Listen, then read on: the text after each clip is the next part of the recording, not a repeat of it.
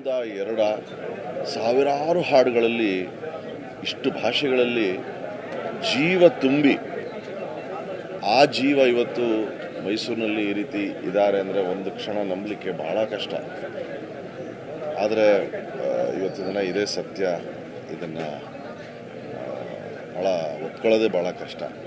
ಆದರೂ ಕೂಡ ಇಂಥ ಮಹನೀಯರು ಒಂದು ರೀತಿ ಏನು ಹೇಳ್ತಾರೆ, ಶಾಶ್ವತವಾಗಿ ಹಿರಿಕರು ಹೇಳೋಗೆ ಸೂರ್ಯ ಚಂದ್ರ ಇರೋವರೆಗೂ ಇವರೆಲ್ಲರೂ ನಮ್ಮೊಂದಿಗೆ ಶಾಶ್ವತವಾಗಿರ್ತಾರೆ. ಯಾಕಂದರೆ ಅವರು ಮಾಡಿರುವಂಥ ಕೆಲಸ ಅಷ್ಟೇ ಅಲ್ಲದೆ ಅವರ ಮನಸ್ಸು, ಅವರ ಹೃದಯ, ಅವರು ನಡ್ಕೊಂಡಂಥ ರೀತಿ ಯಾರಿಗೂ ಯಾವ ರೀತಿಯಾದಂಥ ತೊಂದರೆಯನ್ನು ಕೊಡದೆ ಎಲ್ರಿಗೂ ಕೇವಲ ಆನಂದವನ್ನು ಮಾತ್ರ ಕೊಟ್ಟು ಹಾಡುಗಳ ಮೂಲಕ, ಅವರ ಮಾತುಗಳ ಮೂಲಕ.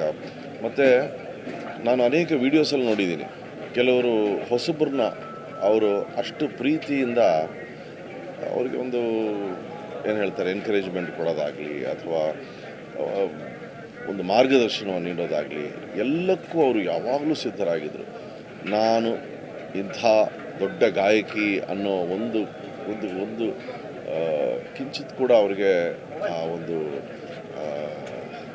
ಅವ್ರಿಗೆ ಗೊತ್ತೇ ಇರಲಿಲ್ವೇನೋ ಅವರು ಅಂಥ ಬೆಟ್ಟದ ಎತ್ತರದ ಗಾಯಕಿ ಅಂತ.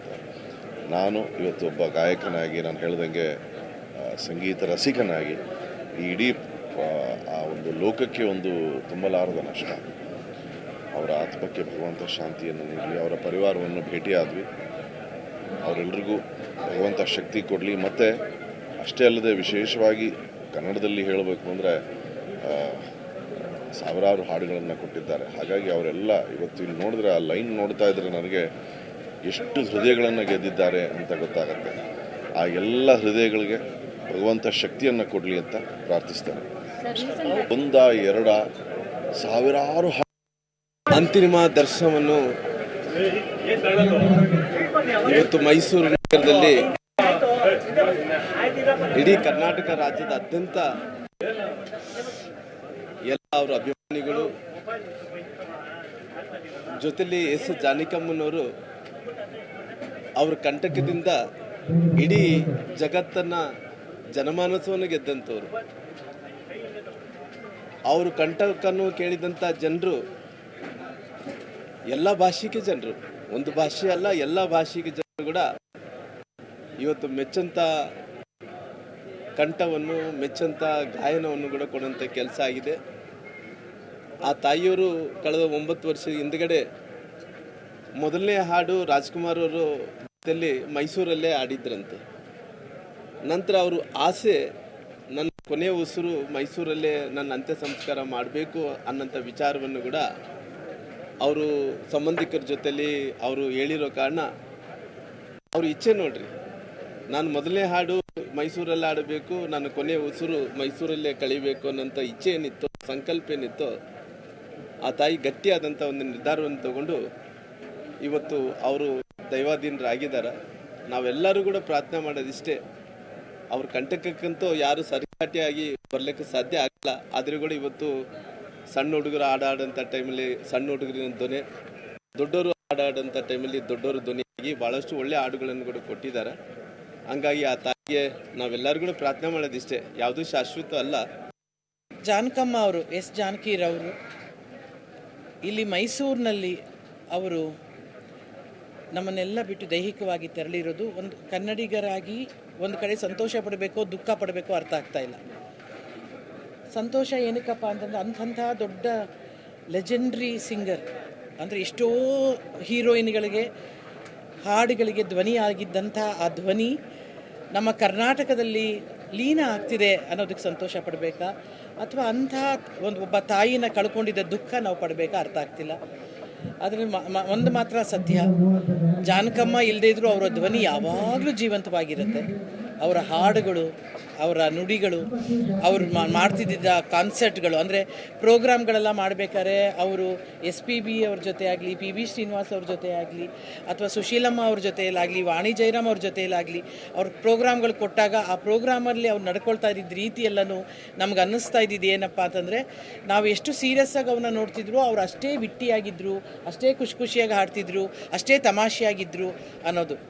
ಅಂದರೆ 1900, ಈಗ ತಾನೇ ಹೇಳ್ತಿದ್ದೆ, 1959ರಲ್ಲಿ ಡಾಕ್ಟರ್ ರಾಜ್ಕುಮಾರ್ ಅವರು ಮೊದಲ ಯುಗಳ ಗೀತೆಯನ್ನು ಹಾಡಿದ್ದ ಚಿತ್ರ ಮಹಿಷಾಸುರ ಮರ್ದಿನಿ. ಅದರಲ್ಲಿ ಎಸ್ ಜಾನಕಿಯವ್ರ ಜೊತೆ ಫಸ್ಟು ಹಾಡನ್ನು ಹಾಡ್ತಾರೆ ಅವರು. ಅದಾದಮೇಲೆ ಸಂಪತ್ತಿಗೆ ಸವಾಲು ಆ ಥರ ಅವರ ಗಾಯಕರಾಗಿ ಅವರ ಪ್ರಯಾಣ ಮುಂದುವರಿಯುತ್ತೆ. ಅಲ್ಲಿಂದ ಹಿಡಿದು 59ರಿಂದನೋ ಅಥವಾ 58ರಿಂದನೋ ಜಾನಕಮ್ಮ ಆಡಿರೋದು ಗೊತ್ತಿಲ್ಲ. ರಾಜ್ಕುಮಾರ್ ಅವ್ರ ಜೊತೆಗೆ ಆಡಿರೋದು ಆ ಇಸ್ವಿ.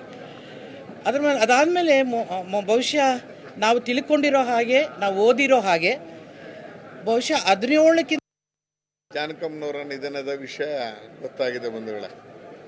ಒಂದೇನೆಂದರೆ ಮೈಸೂರಿನಲ್ಲಿ ಅವರ ಪ್ರಾಣತ್ಯಾಗ ಆಗಿರೋದು ಮಾತ್ರ ಒಂದು ರೀತಿ ನಮಗೆ ಸಮಾಧಾನ. ಯಾಕಂದರೆ ಹತ್ತಿರದಿಂದ ಅವ್ರನ್ನ ನೋಡುವಂಥದ್ದು, ಏನೋ ಒಂದು ಸಣ್ಣ ಸೇವೆ ಮಾಡುವಂಥದ್ದನ್ನು ಮಾಡಿದ್ದೀವಲ್ಲ ಅನ್ನೋದಷ್ಟೇ ಸಮಾಧಾನ ಬಿಟ್ಟರೆ ಇನ್ನು ಅವ್ರಿಗೆ ಸಾಟಿ ಆದಂಥ ಧ್ವನಿ, ಸಾಟಿ ಆಗುವಂಥ ಕಂಠ ಇನ್ನೆಲ್ಲೂ ಇಲ್ಲ ಅನ್ನೋದು ಗೊತ್ತಿರೋವಂಥ ಸಂಗತಿ.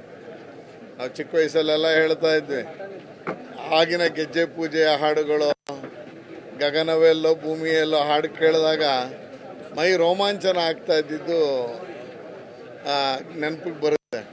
ಆ ಎರಡೂ ಕನಸಲ್ಲಂತೂ ನಾವು ಪೂಜಿಸಲೆಂದೇ ಹೂಗಳ ತಂದೆ ಅನ್ನುವಂಥ ಗೀತೆಗಳನ್ನ ಇನ್ಯಾರೂ ಹಾಡೋಕ್ಕಾಗೋದೇ ಇಲ್ಲ.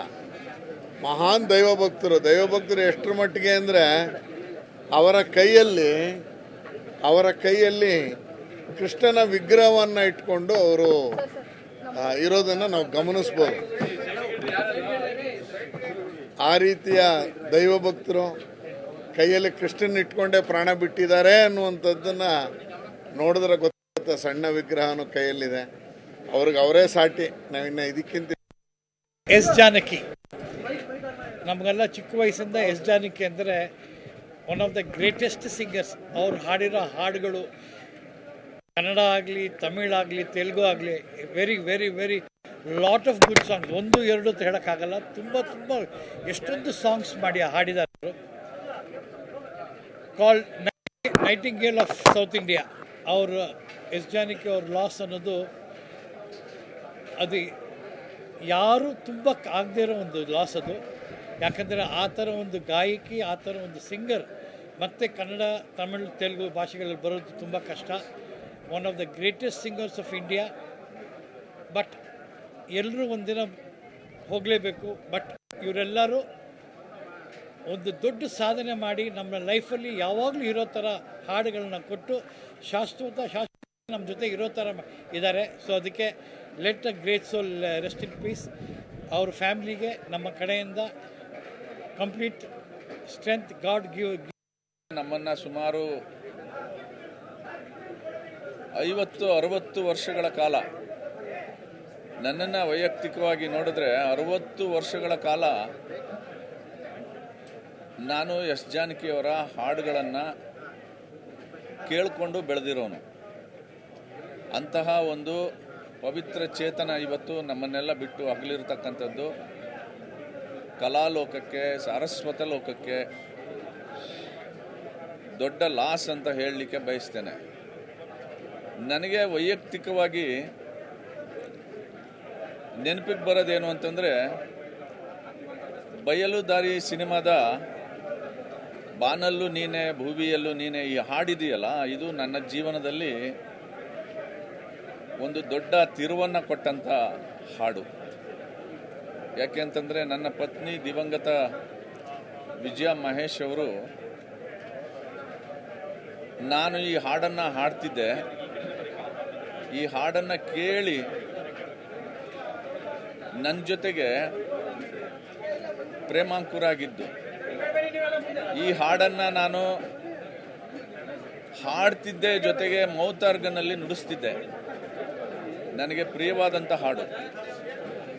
ಸೊ ನನ್ನನ್ನು ವಿಜಯ ಮಹೇಶ್ ಅವ್ರನ್ನ ಜೋಡಿಸಿದಂಥ ಹಾಡು, ಈ ಹಾಡನ್ನು ಹಾಡಿದವರು ಎಸ್ ಜಾನಕಿಯವರು. ಸೊ ಆ ಕಾರಣಕ್ಕೆ ಈ ದಿನ ನನಗೆ ವೈಯಕ್ತಿಕವಾಗಿ ದೊಡ್ಡ ಲಾಸ್ ಅಂತ ಅನಿಸುತ್ತೆ. ಆದರೂ ಸಹ ಅವರ ದೇಹ ಇವತ್ತು ನಮ್ಮನ್ನೆಲ್ಲ ಬಿಟ್ಟೋಗಿರ್ಬೋದು. ಅವ್ರು ಆಡಿರ್ತಕ್ಕಂಥ ಲಕ್ಷಾಂತರ ಹಾಡುಗಳು ನಾವು ಈ ಜಗತ್ತು, ಈ ಪ್ರಪಂಚ ಇರೋವರೆಗೂ ಜೀವಂತವಾಗಿರುತ್ತೆ. ಹಾಗಾಗಿ ಅವರ ದೇಹ ಏನಿದೆ, ಅವರ ದೇಹಕ್ಕೆ, ಅವರ ಆತ್ಮಕ್ಕೆ ಶಾಂತಿ ಸಿಕ್ಕಲಿ, ಭಗವಂತ ಅವರ ಕುಟುಂಬಸ್ಥರಿಗೆ ಎಲ್ರಿಗೂ ಈ ಲಾಸನ್ನು ಭರಿಸ್ತಕ್ಕಂಥ ಶಕ್ತಿ ಕೊಡಲಿ ಅಂತ ದೇವರಲ್ಲಿ ಪ್ರಾರ್ಥನೆ ಮಾಡ್ತೇವೆ. ನಮ್ಮನ್ನು ಸುಮಾರು 50-60 ವರ್ಷ ಗಣ್ಯಾತಿ ಗಣ್ಯರು ಬಂದು ಎಸ್ ಜಾನಕಿ ಅಮ್ಮನವರ ಅಂತಿಮ ದರ್ಶನ ಪಡಿತಾ ಇದ್ದಾರೆ. ಅಂತಿಮ ವಿದಾಯ, ಕಣ್ಣೀರ ನೋವಿನ ವಿದಾಯವನ್ನು ಹೇಳ್ತಾ ಇದ್ದಾರೆ ಮತ್ತು ಮೆಲುಕು ಹಾಕ್ತಾ